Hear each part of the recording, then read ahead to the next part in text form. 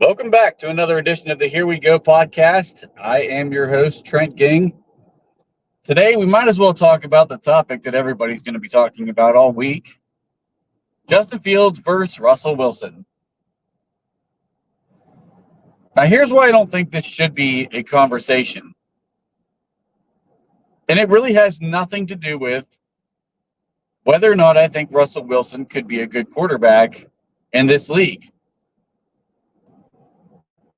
I think this decision comes down to the fact that we just have an absolutely horrible offensive line right now. And that offensive line can't protect a guy like Russell Wilson, who historically holds the ball forever. So the arguments I see made, and there are arguments on both sides of this, don't get me wrong.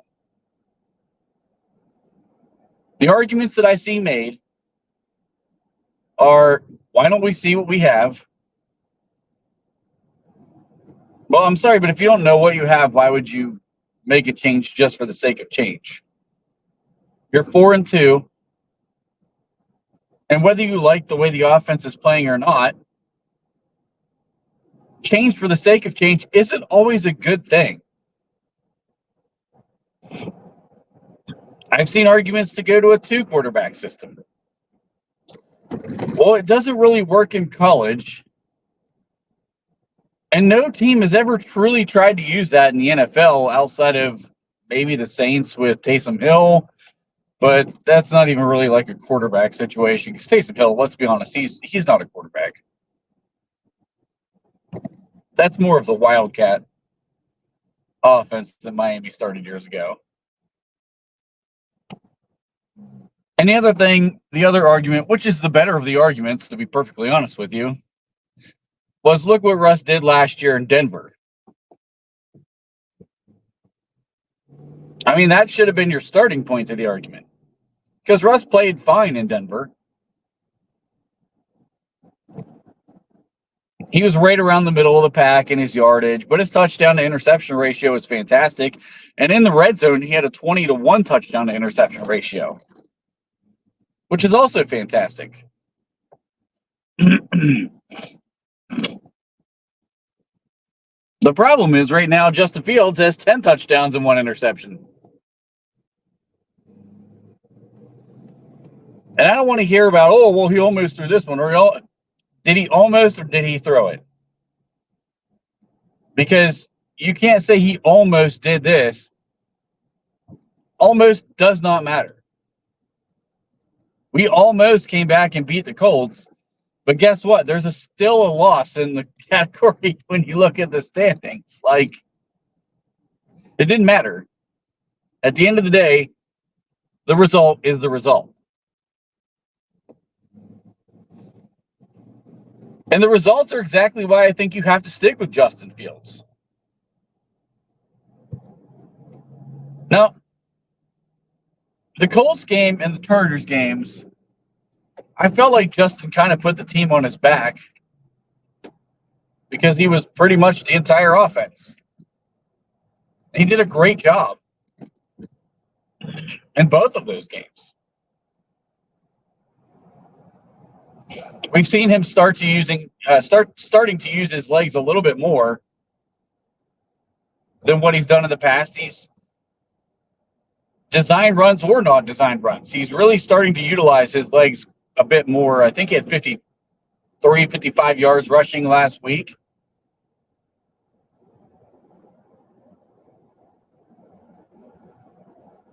And the part of this that people don't like is that, oh, well, you can't use his legs as the excuse to keep him playing. But how many sacks did he avoid and end up gaining positive yardage?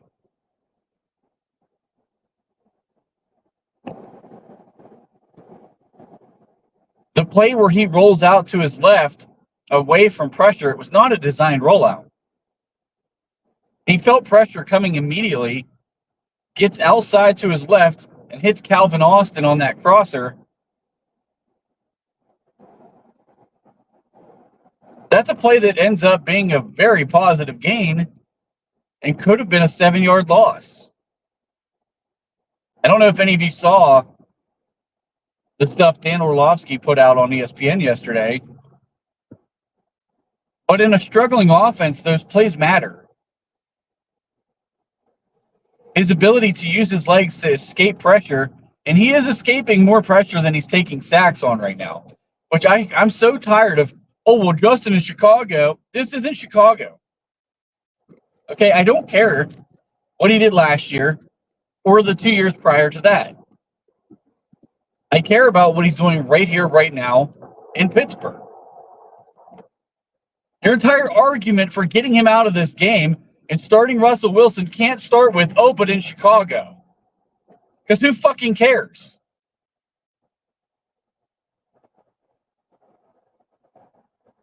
Should the Buccaneers bench Baker Mayfield because, oh, in Cleveland? Should the Vikings bench Sam Darnold because, oh, well, let's talk about the 4 teams he's played for already. What about Geno Smith? Should he be benched for the number of teams he's played bad for?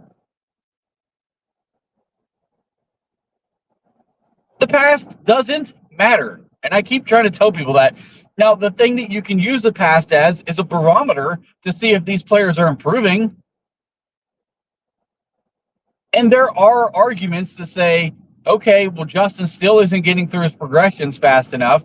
He's still missing reads. He's missing a couple. I mean, he's missed throws last game. He's not really missed a ton of throws overall this season. He's actually had a pretty good completion percentage. For the people talking about Lamar Jackson as an elite quarterback for having a 63% completion percentage, you can't then turn around and say Justin Fields sucks when he's got a 68% completion percentage.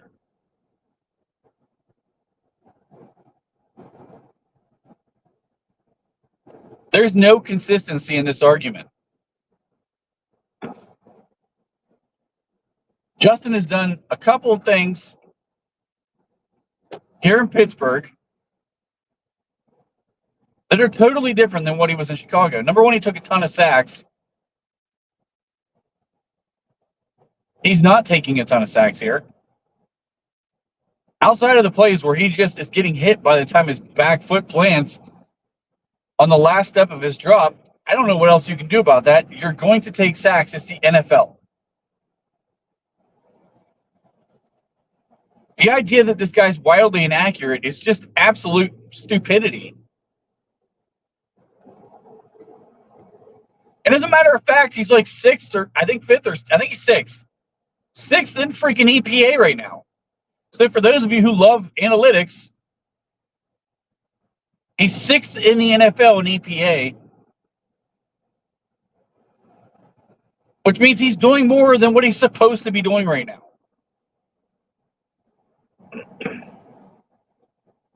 Now, the couple of knocks that you can continue to use against him right now from Chicago are the fumbles, which he is fumbling the ball. As a matter of fact, in the Colts game, that's pretty much what sealed the deal. The snapping issues, those are real. And again, as I said just a minute ago, getting through his progressions. He's not doing a good job of really reading the field. And I don't know if any part of this is the coaching staff telling him to stay away from the middle of the field. Because if you notice, almost all of the reads that he's missing are, number one, Calvin Austin, because he's the only guy getting open right now. And they're all in the middle of the field. They're crossing routes that he's missing. Or Pat Freiermuth, when he's open in the middle of the field. And we talked about this all last year, and the year before, and the year before that. With Kenny Pickett and Mitch Trubisky. And yes, even though there's some Mason Rudolph fans still left, Mason wasn't throwing those either. He's throwing the ball outside the numbers. Every one of these quarterbacks in Pittsburgh, since Ben has retired, have thrown the ball outside the numbers. At some point, we have to turn around and look at the coaching staff and ask ourselves, like, is the coaching staff telling these guys to take the safe throws on the outside. And if they're not there, then get rid of it or take off. This is a pattern. It's a pattern across multiple offensive coordinators. It's a pattern across multiple quarterbacks. And there's only one common denominator in the entire thing, and it's Coach Tomlin.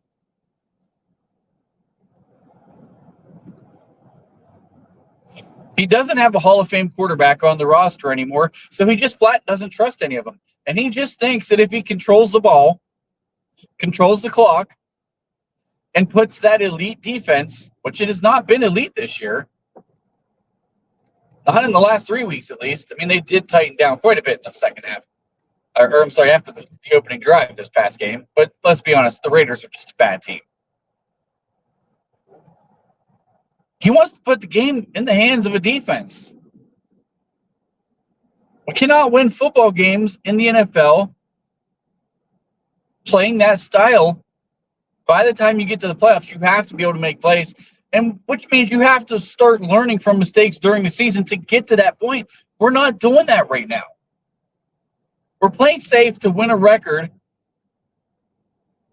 that's good enough to get us to the playoffs. And that's just not, it's not sustainable.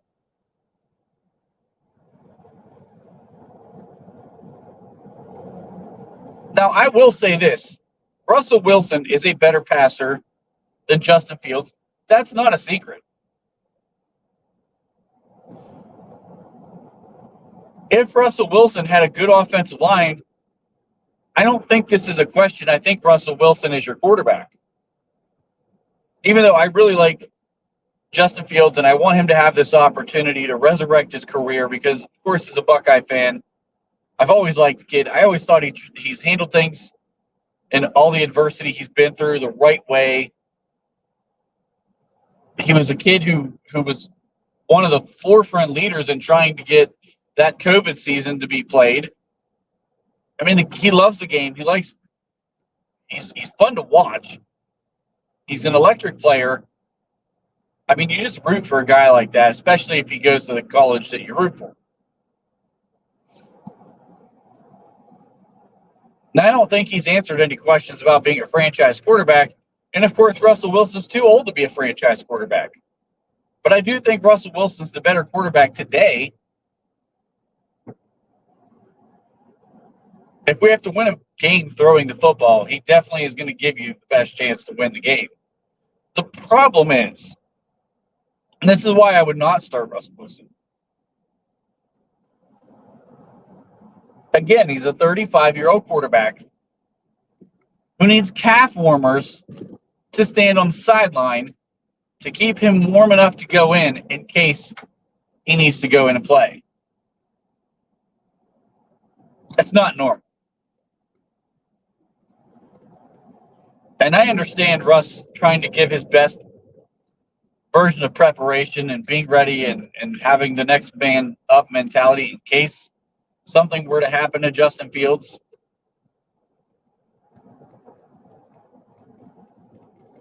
But if you really need calf warmers to stay ready to go, I mean, that lends me to think that he's healthy enough to play maybe, but there's an underlying issue. And it was on both calves, which is odd to me. I don't know. Again, maybe this is just like an over-preparation type thing for Russ to try to keep himself engaged and ready to go if his number was ever called upon, which is fine. I mean, honestly, I think Russ has also been somebody who's handled the situation extremely well because he's got to be frustrated by this. He came here to be the starter. A calf injury occurs on a drill that he had no business being a part of. And now it's cost him 6 weeks into a season and opened a door for Justin to continue to start. I mean, he's got to be frustrated, right? He knows he's on his last legs.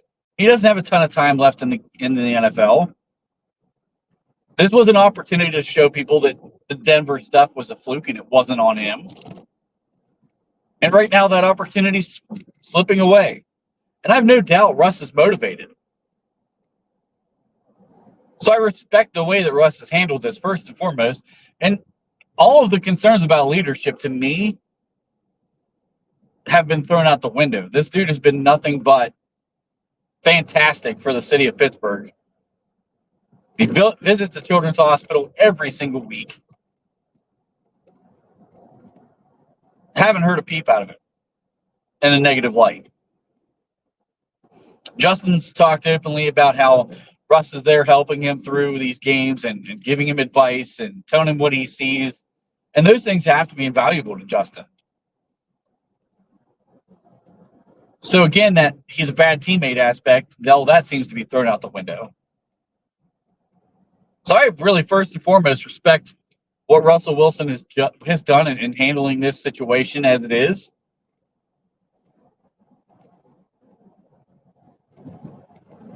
And honestly, Russ probably does deserve a shot to show he can prove himself. I just don't think this offensive line is good enough to keep him upright. And I'm not sure if Russ still has enough mobility to get away from some of the pressure that Justin's getting away from right now. That would be my biggest concern if you threw Russell Wilson out there, is does this offensive line get him killed? I mean, how many times did Max Crosby come off the edge last week and just absolutely torch everyone who was in front of him? Broderick Jones has been a revolving door at right tackle.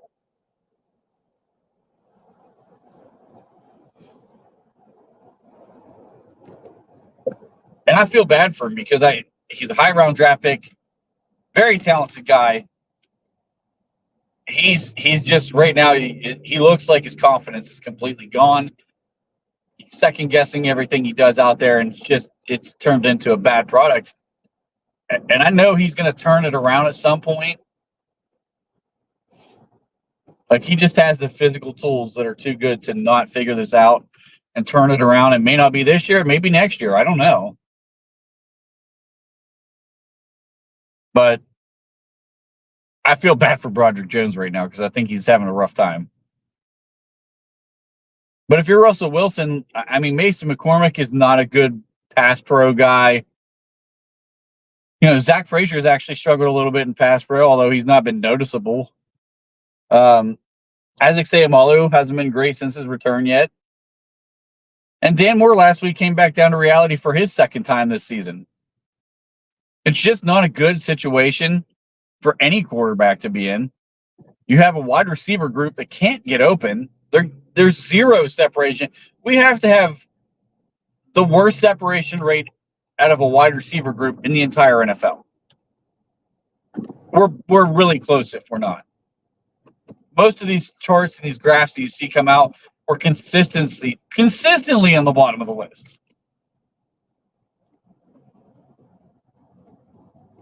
So it's a bad situation no matter how you look at it for any of these quarterbacks, which is why I don't understand how this coaching staff is going to evaluate the quarterback of the future if the season continues to go the way that it's going. This is exactly why I've argued that we do need to make a trade for a second wide receiver, because you need to have somebody that can get open. Pickens is not a guy who's great at getting open. He half-ass runs some of his routes. He was doing it again last week.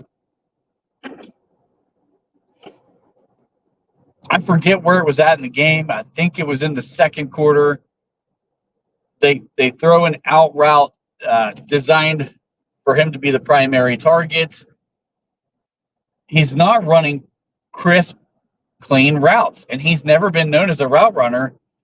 But my God, he's rounding off this route, and it's like a 2-yard difference of where it should be versus where he ends up.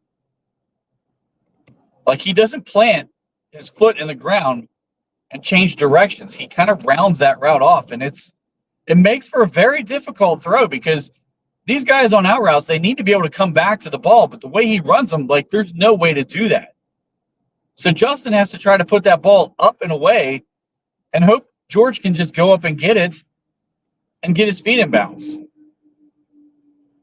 And, of course, he doesn't. The ball goes through his hands again. It's another drop. And it, again, when we talk about Justin Fields and his accuracy, I mean, that's not on him. That is route running. He can't run the route for these receivers and get open for the receivers. All he can do is try to put the ball in the best place. That's why I'm surprised he's not turned the ball over more than what he has so far, because he's throwing into such tight windows. Eventually, you do throw a pick like that. So far, we haven't seen it. I'm shocked. But I don't think Russell Wilson fixes a ton of the issues. Yeah, he can read the field much better. He will get through progressions much, much faster. He's still a very accurate quarterback, but he's not going to open up the middle of the field any. He's never thrown to the middle of the field in his entire career. So when you argue for Russell Wilson, thinking he's going to hit these crossing routes and ignore his history, and yet you argue against Justin Fields because of his 3 years in Chicago, which was an absolute dumpster fire of a team, I don't understand your argument. Russ's track record is far longer than what Justin's is. So you can't other. Russell's not going to open up the middle of the field, and he's not going to see any more separation on the outside. The only thing that I think will happen, and I had a friend talk to me about this, and I think he's right, I think Tomlin will open up the playbook for Russ more. The question is, can the offensive line block long enough for the playbook to actually work? But I do think they would take the handcuffs off if Russ goes in the game. It's the only argument that I think really has some validity. And there's going to be a game that we need that. And it should have been the Colts game earlier for Justin, but they waited clear until like halfway through the third quarter before they decided to do that. And it was too late.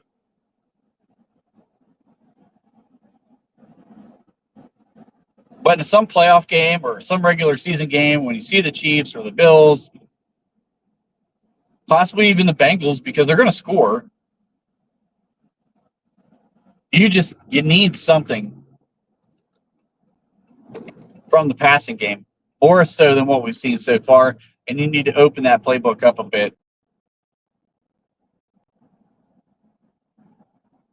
So, like I said, I think the argument's got two different sides that have valid points. I'm personally I don't feel good about Russell going into the game with such a bad offensive line group. Now, if this offensive line figures it out and they start playing much better, and Justin continues to play the way he's playing now, then I'm okay taking a look. But when you're 4-2 with two very winnable games going into the bye, why upset the apple cart, so to speak, just to try to make a change and hope, because you don't know, but hope something goes different.